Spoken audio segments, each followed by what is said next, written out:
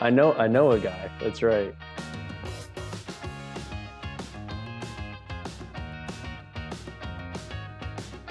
Make sure you get a 20 ounce when you're there at the Capitol today.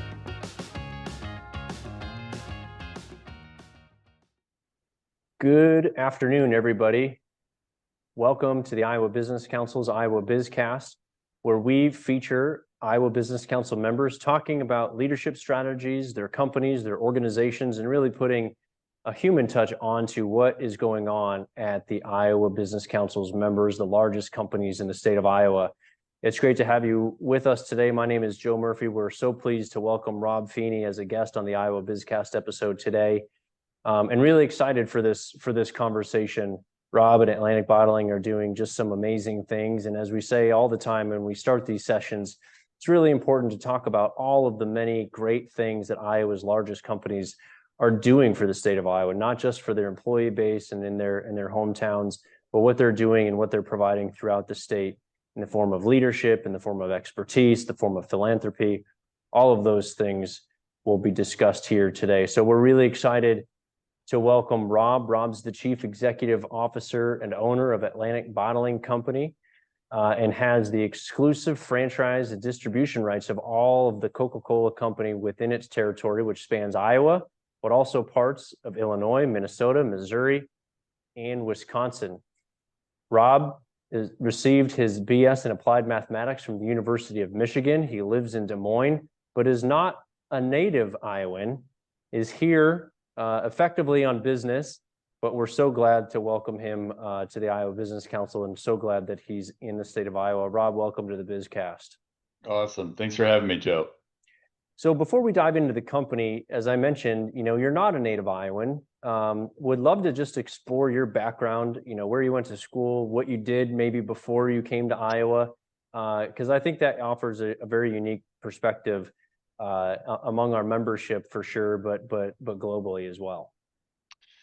Sure, absolutely. Thanks again for having me, Joe. This will be fun. I grew up in Michigan. I went to University of Michigan for my undergrad, got a BS in applied math.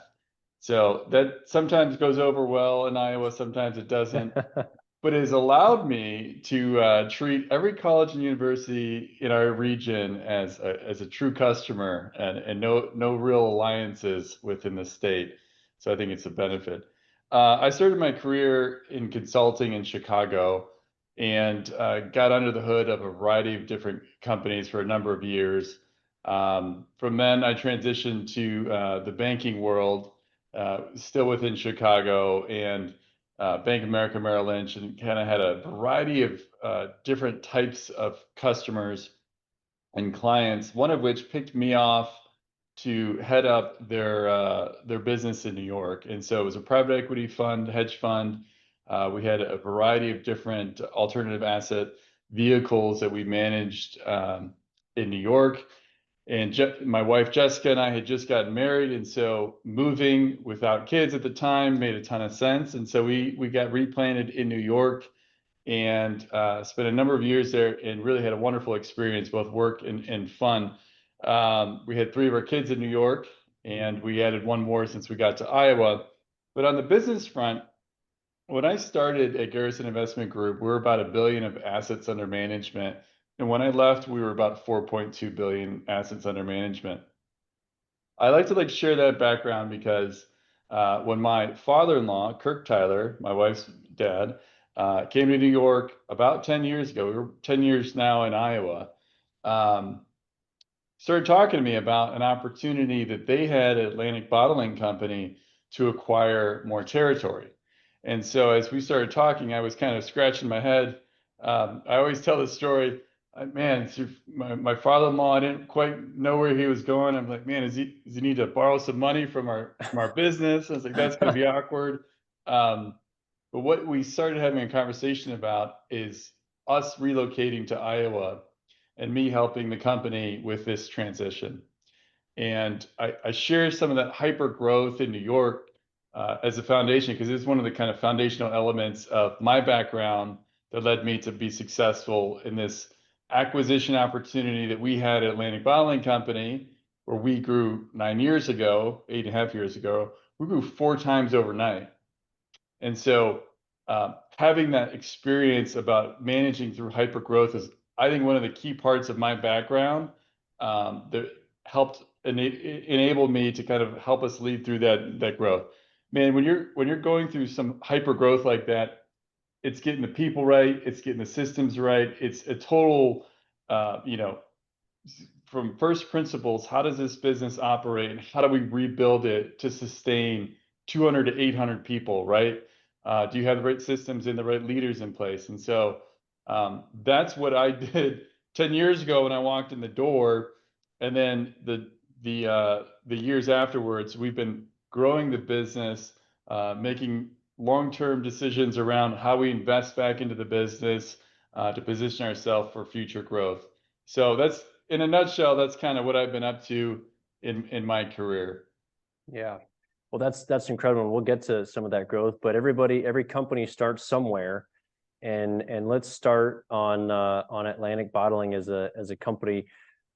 Has its roots in rural Iowa dating back all the way to 1905. So how did we get from 1905 to where we are today?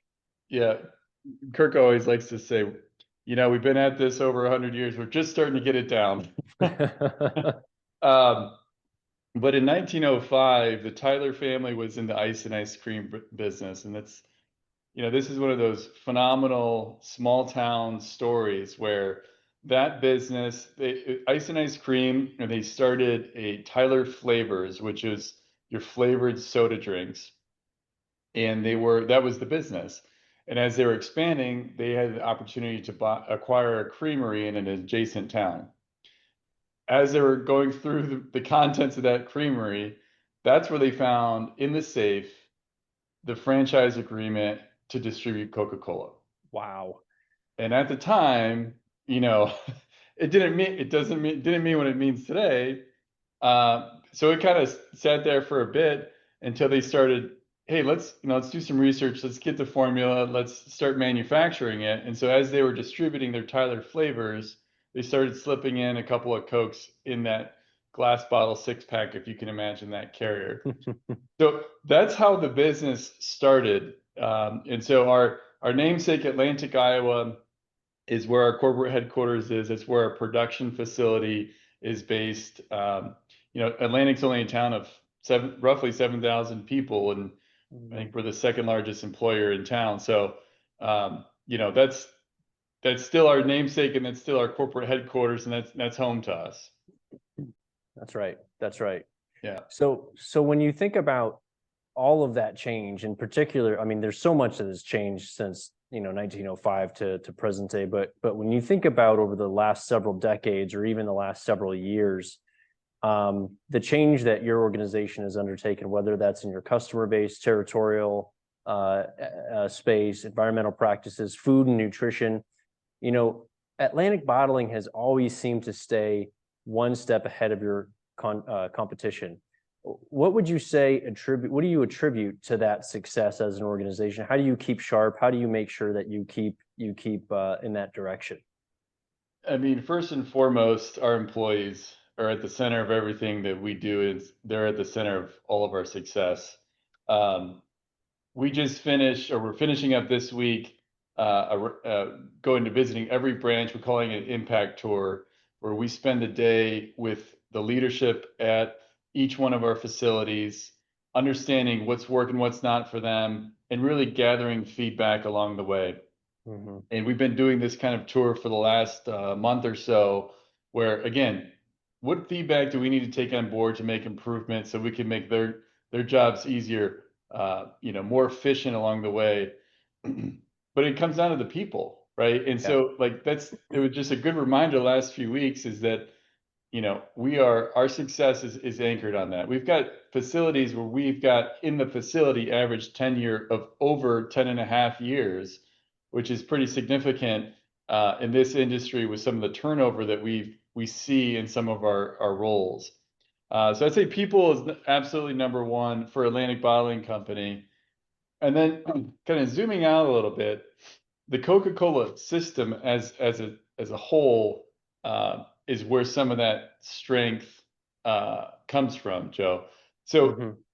9 years ago, when I was recruited to this company, the Coca-Cola system was going through a refranchising, where independent Coca-Cola bottlers were independent Coca-Cola bottlers. It's a franchise arrangement with the Coca-Cola company, had the opportunity to acquire territory from the big just bottler that Coca-Cola owned and managed for years.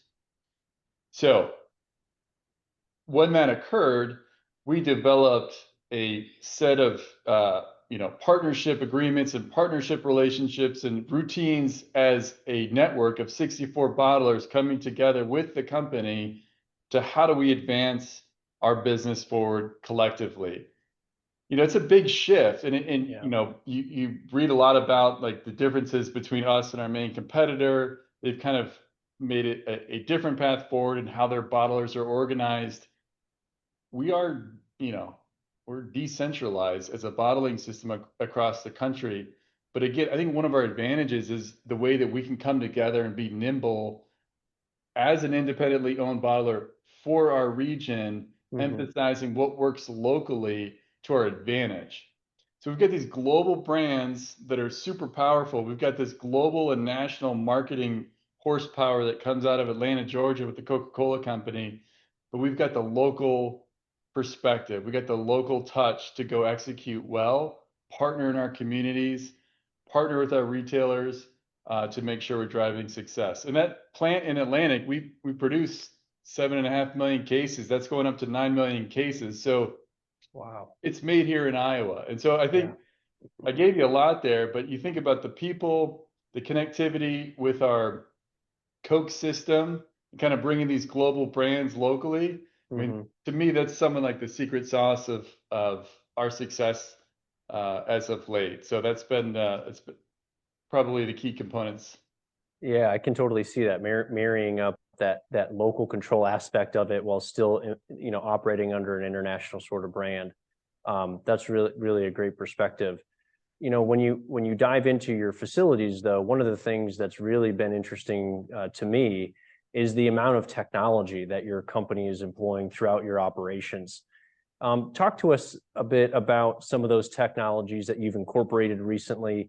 And you mentioned workforce. How have those technologies complemented your existing workforce? Yeah, it has been quite the technology investment has been a major focus of ours since I walked through the door. Um, I think again, kind of rolling back time, 10 years ago, we were just a very different business. We did not have any kind of information at our fingertips. We were still on older platforms as far as information gathering and financial reporting is associated with. But we've been investing for 10 years straight, Mhm. whether it's on physical equipment side, or whether it's on the technology side, or whether it's on the digital kind of enablement side. Some of the key things that I think have been, pretty major, significant, I think, game changers for us. A couple years ago, we went down the path and put in a semi-automated warehouse automation system.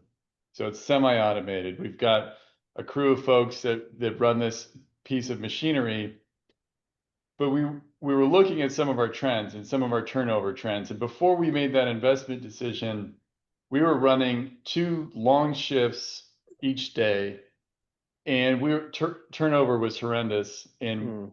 First shift, first shift was handing off the work to second shift. Second shift was sometimes running back into first shift the next morning. I mean, it was unsustainable work.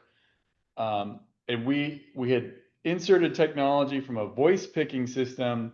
The manual aspect of those warehouse movements existed. And so we assessed the opportunity set and landed on it's called VertiQ, a system logistics system that automates some of those key parts of the process. Mhm. And so we're introducing technology into our warehouse we haven't had a significant change in really decades in that environment. The amazing thing is, and we did it for 2 reasons. We knew we needed to correct the turnover issue, but we knew we had this amazing opportunity. If done well, we had this opportunity to upskill our existing workforce and get them into different roles, get them different types of training that would really kind of bring the whole thing together. And so that's a project that we are extremely proud of because it advances us forward, gives us different capabilities as we move forward. We could bring on new brands now, and it's not a big deal because we've got excess we built it in with excess capacity. So if Coke were to go out and buy a new brand, we've got the capacity to put it through this machine, not a massive disruption for our warehouse environment. And we're getting those benefits from the workforce standpoint where we're upskilling workers, getting them new training, they're in new roles, and our turnover has dramatically reduced. So that's just and if you come to our Des Moines facility, that's kind of one of the hallmark investments that we've made over the years because we are not the biggest bottler in the Sure. We're actually, to our knowledge, the smallest Coke bottle. We are definitely the smallest Coke bottler who has made this type of investment. Wow. But again, these investment timelines for us are decades. They're Yeah. not they're not next quarter types of investments. In this environment that we're in today, there's been a lot of businesses that have second guessed or reconsidered different CapEx investments. Again, the staying power of beverages as a category, yes, some of the brands are changing kind of what's growing, what's not, but as a category is we've been around for 119 years and we're going to continue to run. And so we're continuing with those long-term investments in our namesake Atlantic production facility as we speak, and we're pulling through those CapEx projects to put us in a better position from that standpoint as well. The one thing that as far as technology and the digital journey that we've been on, the one thing that we've always had at our fingertips and have always been a bit frustrated about is what I call getting the physical to be visual. Mhm. If you think about it, think about all the different routines that you have in a business. For us, everything starts with a salesperson out in the market, meeting with a retail partner, discussing their business, punching in an order on an iPad. And once that happens, a lot of things happen. It Yeah. informs our production decisions, our warehouse decisions, our delivery and transportation decisions, ultimately gets to that store, and then you have a merchandiser who's working the product on the shelf. There's a lot that happens. But we had a tough time getting our arms around the data. How long does it actually take someone to place an order? How long does it take for someone to run the Verticue system? So we've been really on this digital transformation journey to get our arms around that physical movement data and making it visual so we can see and make better data backed decisions around where we need to deploy some resources or where we need to cut back on resources. But that type of thinking is something that we really never had, and Mhm. we're evolving kind of as distributors. As it's usually just truck comes at this time, and that's the time. We're evolving on when does it actually need to be there? What's the right time to be there? And it's amazing to see our customers. The customers are pushing us on this journey. We've got customers that are telling us what's out of stock in store and when. And so there's more to come on how we evolve on this kind of digital transformation. I feel like it's just early innings on that front, but it's been amazing to kind of be a part of that work here at Atlantic and across the Coke system. Yeah. That's really interesting to hear. And you talked a lot about the investment side of that and what it means to be thoughtful and think long-term strategically about where your investments will go into your company. But under your leadership, you've also continued to invest in the long term throughout rural Iowa, throughout locations where your facilities are. You guys have been great community supporters. What are some of the examples that you'd want to share about your support for those initiatives?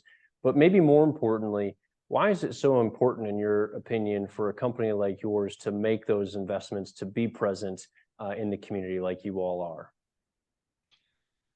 Let's talk about the town of Atlantic for a second. I mentioned it's almost 7,000 people. Cass County Hospital is Mhm. a major employer. We're right behind them. But Atlantic, Iowa is a part of our long-term strategic plan here at this company.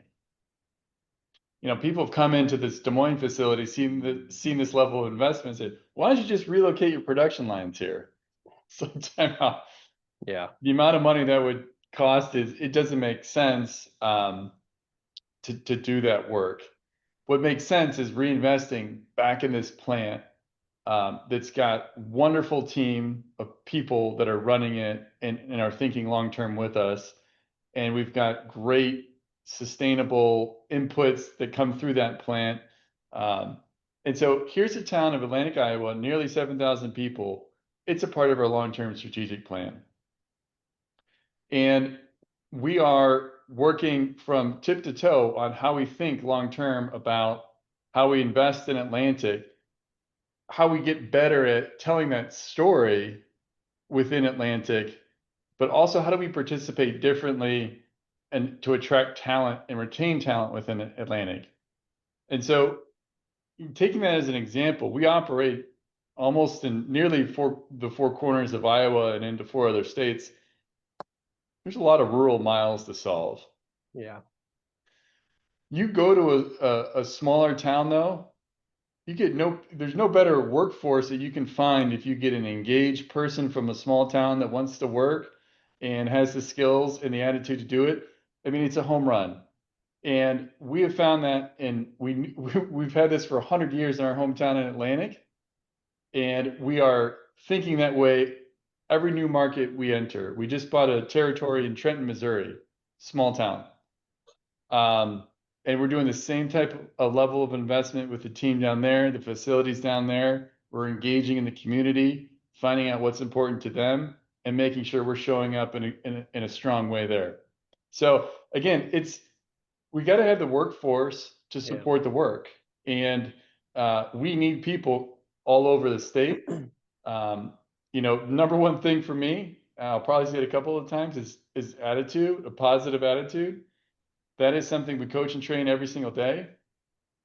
The skills that we find out of our people, if they've got the right attitude, it's really kind of limitless what you can do in a business like this where we're willing to invest back into our people for the right training uh, to move in a different direction if you need it or to move up in the organization. So rural Iowa, we think is it's always been part of our DNA and always will be. Mhm.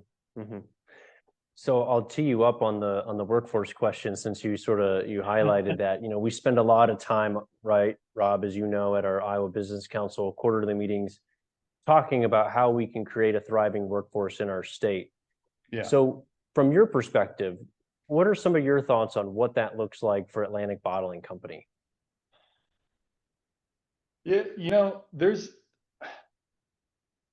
a lot that we've taken on here at Atlantic to help just get better engaged with our workforce and our Mhm. workforce needs.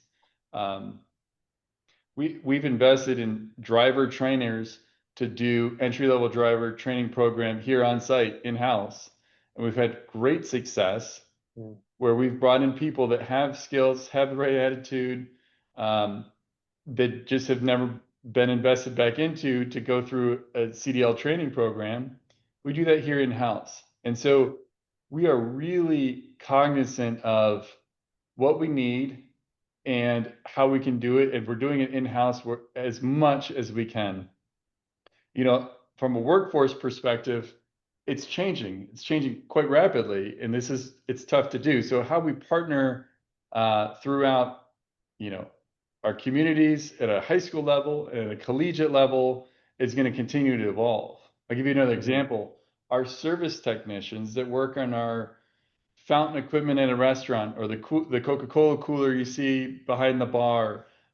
Those are all our assets. And so we've got a team of highly skilled technicians that go keep all of that equipment up and running. We've always just hired on, hey, do you like to take things apart and put them back together? Like that's a critical skill set and interest. But now these things are, all the smart technology that are coming into these systems, it's not just that. it's, the backbone computer programming behind those type of physical assets.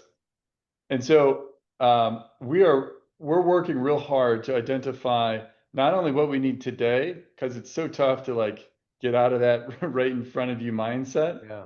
but Yeah. really over the next few years, what are the skills that we're going to need going forward? And that's where we're trying to develop in-house where we can, training opportunities, but then kind of reaching out to our partners where we can to partner with our institutions. We've had an internship program the last couple of years, just as an initiative. We're rolling that out to be like an actual rotational program. So we feel like once we get folks into this business and they realize what a fun business it is to work in, we can develop them internally. We can get them more training. We can upskill them in the right role if they want to move. And so for us, that's going to be another lever that we're starting to do better at, is to really develop a more robust internship program as we go. That's really helpful to hear. And you mentioned, the long-term view, trying to figure out, not just what you currently need, but what that future item might be. And so when you think about it from a labor force perspective, and again, things are changing very, very quickly. As you think about what the future workforce of Atlantic Bottling looks like, what are the specific skills? What are the specific attributes you think are most important for the positions you are looking to hire?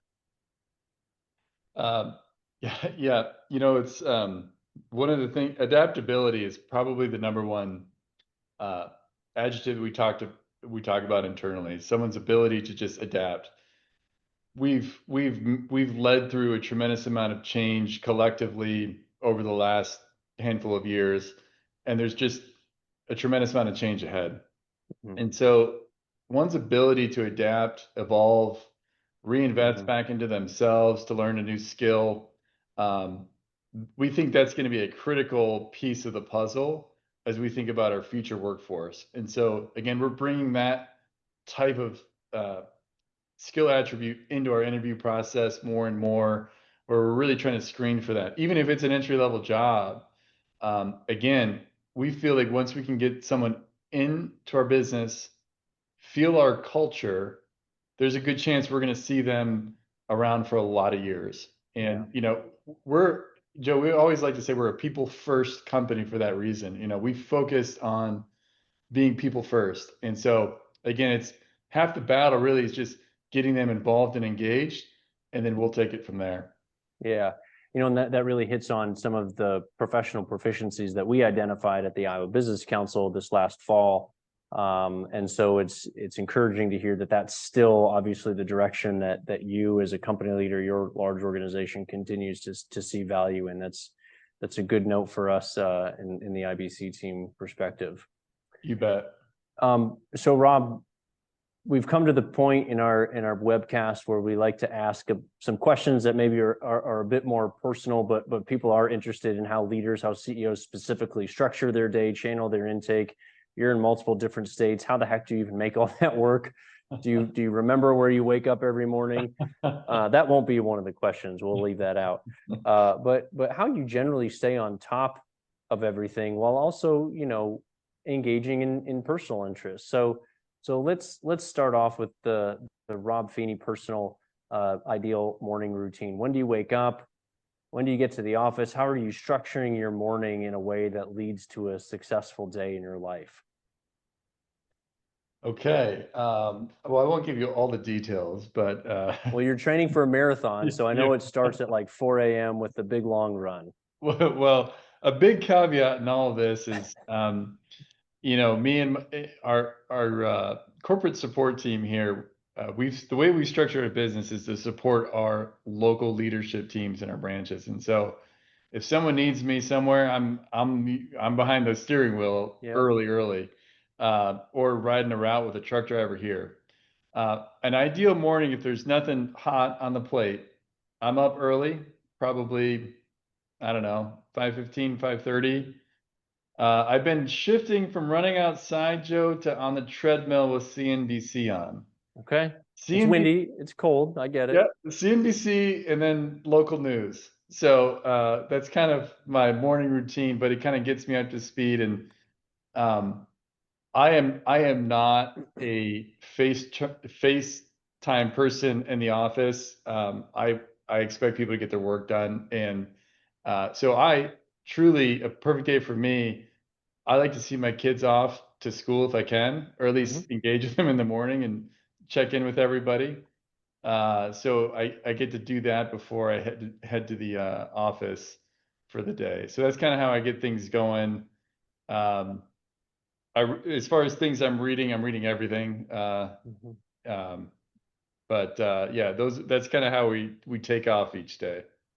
So you talked about, reading and what you're Yeah. trying to stay informed on. So how do you actually fit all that in? How do you stay informed on the news topics, either specific to your industry or community? And how does that feed into your day? Is that, in the morning, over lunch? Like how does that work for you? What works for you?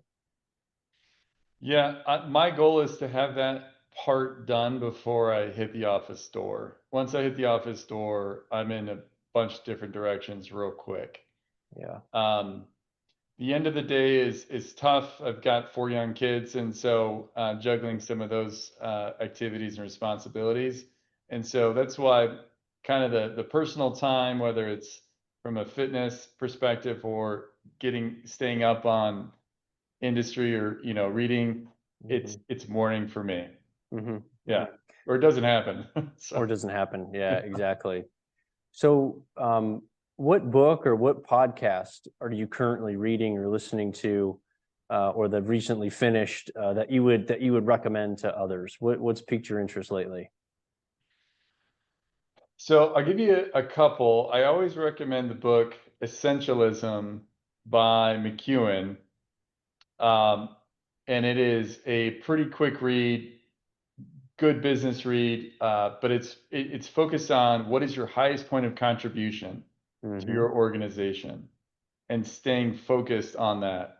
And I'm a big fan of knowing what I don't know, and making sure we got the right people around me that do know. And so I think that book I've given, it's probably the thing I've gifted most for reading.